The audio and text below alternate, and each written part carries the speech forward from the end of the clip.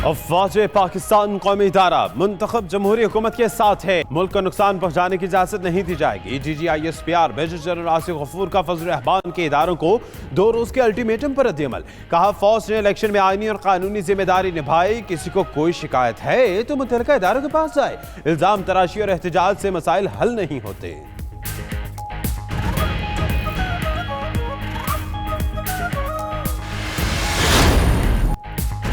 फजल रहमान का वजीर आजम के इस्तीफे के लिए हुकूमत और इदारों को 2 दिन का अल्टीमेटम। आज़ादी मार्च के खिताब में कारकुनों को इस्तकामत में जमे रहने की हिदायत की। बोले 2 दिन बाद मिलकर फैसला करेंगे। मजीद कहा, फ्रॉड इंतखाबात के नताज मानते हैं ना, इसके नतीजे में बनने वाली हुकूमत को जाना ही होगा। इदारों को गैर जानिबदार और ताकतवर देखना चाहते हैं।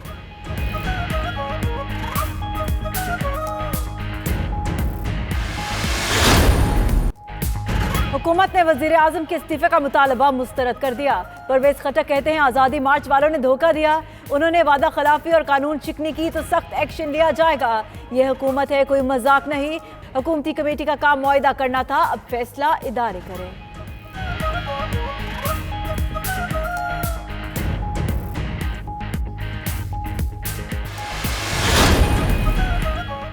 इस्लामाबाद में फजल रहमान के घर पर अपोजिशन के हंगामी APC बिलावल भुट्टो, SN इकबाल, महमूद अचकज़ई, आफ्ताब शेरपाव, मियां इफ्तिखार, उस्मान काकड़ और दिगर रहनुमा शरीक। इजलास में आज़ादी मार्च और आइंदा के लाहे अमल पर गौर। उधर अकरम दुरानी का कहना है, हुकूमती कमेटी को पहले ही बता दिया था।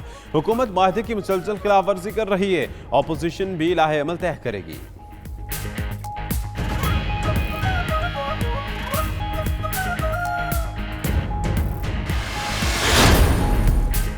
हुकूमती मुज़ाकराती कमेटी भी सर जोड़कर बैठ गई। इजलास के दौरान वज़ीर आज़म से भी राब्ता। ज़राए के मुताबिक इमरान खान ने मौजूदा सूरत हाल पर कोर कमेटी को एतमाद में लेने का फैसला किया है। कौम से खिताब और पार्लियामेंट के मुश्तरका इजलास पर भी गौर। इमरान खान ने कहा, अपोजिशन के एहतजाज में रुकावट नहीं डालेंगे। मुआहदे की खिलाफ वर्जी हुई तो कानून के मुताबिक कार्रवाई की जाएगी।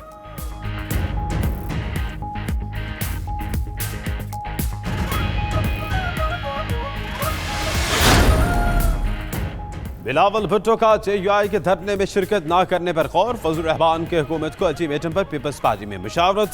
सीनियर रहनुमाओं की महफूज सियासी हिकमत अमली अपनाने की तजवीज़। बिलावल को धरने में शरीक न होने का मशवरा दिया। उधर चौधरी मंसूर का कहना है कि धरने का फैसला रहबर कमेटी का नहीं, देखना पड़ेगा रहबर कमेटी का वजूद है भी या नहीं।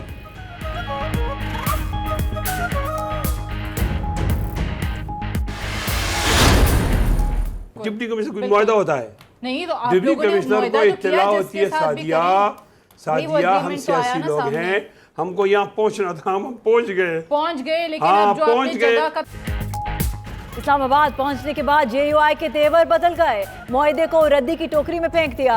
मुफ्ती कफायतुल्लाह कहते हैं, डिप्टी कमिश्नर से मुआहदा भी कोई मुआहदा होता है। जहां पहुंचना था पहुंच गए, अब डी चौक दूर नहीं। उनका पहला मुतालबा -1 है। इन हाउस तब्दीली पर भी बात हो सकती है। वो 92 न्यूज के प्रोग्राम 92@8 में गुफ्तगू कर रहे थे।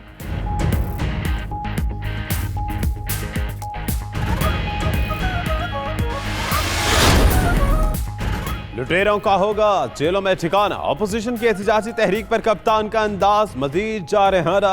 गिलगित में जलसे से खिताब में बोले, कुछ भी हो जाए इन्हें नहीं छोड़ेंगे, NRO नहीं देंगे। मजीद कहा, अपोजिशन क़यादत सियासी बेरोजगार है, डीजल का परमिट दे दो तो फजल रहमान का इस्लाम बच जाता है।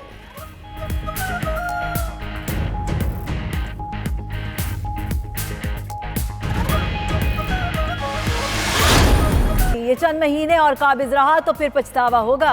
शहबाज शरीफ का इस्लामाबाद में आज़ादी मार्च के शुरका से खिताब। कहा, 6 माह में मईशत ठीक ना की तो मेरा नाम इमरान नियाजी रख देना। अवाम सिलेक्टेड वज़ीर आज़म को घर भेजेंगे, इदारों को मुतनाज़े नहीं बनने देंगे।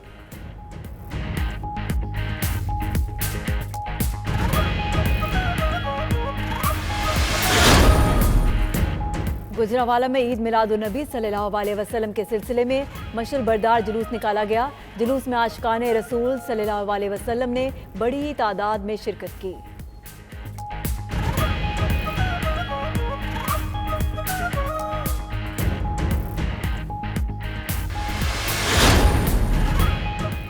इस्लामाबाद समेत मुल्क के मुख्तलिफ इलाकों में बारिश खुनकी बढ़ गई। पेशावर और जौब में बादल खुलकर बरसे।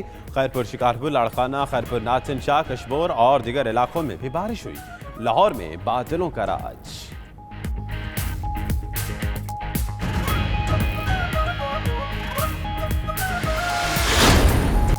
पाकिस्तान और बांग्लादेश की वुमेन टीमें सीरीज पहले वनडे इंटरनेशनल में आज मद्दे मुकाबिल होंगी। गुज़िश्ता रोज कज़ाफ़ी स्टेडियम में दोनों टीमों की भरपूर नेट प्रैक्टिस। सीरीज की ट्रॉफी की रूनुमाई भी की गई। बांग्लादेश के खिलाफ 15 रुकनी वनडे टीम की क़यादत बिस्मा मारूफ करेंगी। T20 सीरीज में क्लीन स्वीप के बाद टीम पाकिस्तान के हौसले बुलंद।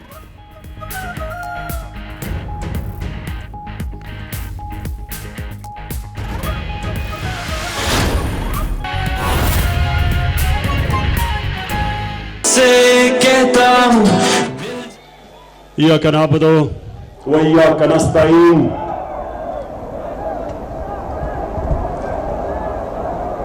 मेरे गिलगित के अजीम पाकिस्तानियों,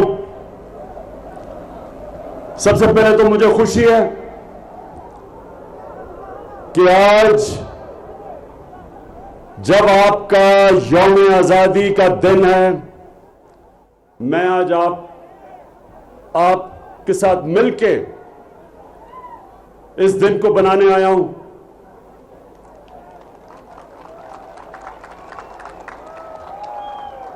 यहां के दलेर और बाशऊर लोगों ने डोगरा राज के खिलाफ जंग लड़ी, आजादी की जंग लड़ी और अपने आप को आजाद किया। मैं आपके शोधा को खराज तहसीन पेश करता हूं और मैं आपके लिए यहां पहली दफा गिलगित आज से 52 साल पहले आया था अपने स्कूल के साथ, और ये सारा इलाका मैं जानता हूं। गिलगित बल्तिस्तान का कोई पाकिस्तान का सियासतदान नहीं जो गिलगित बल्तिस्तान को मेरी तरह चप्पा चप्पा गिलगित बल्तिस्तान का जानता है जिस तरह मैं जानता हूं। मैं आपके मसले मसाइल सारे जानता हूं। मुझे पता है कि यहां सर्दियों में किस तरह की मुश्किल मसाइल आपके सामने आते हैं।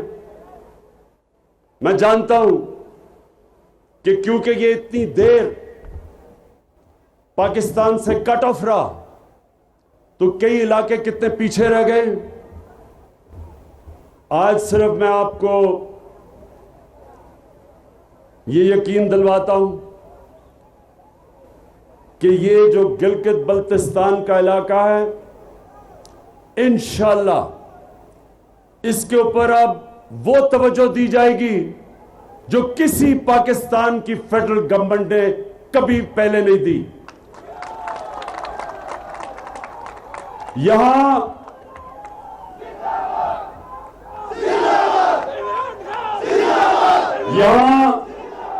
जिस तरह की टूरिज्म आनी चाहिए थी वो अभी तक वैसी टूरिज्म नहीं आई। आप ये सोचे कि ये गिलगित बल्तिस्तान स्विट्जरलैंड से दुगना इसका साइज है। ये दुगना है स्विट्जरलैंड का,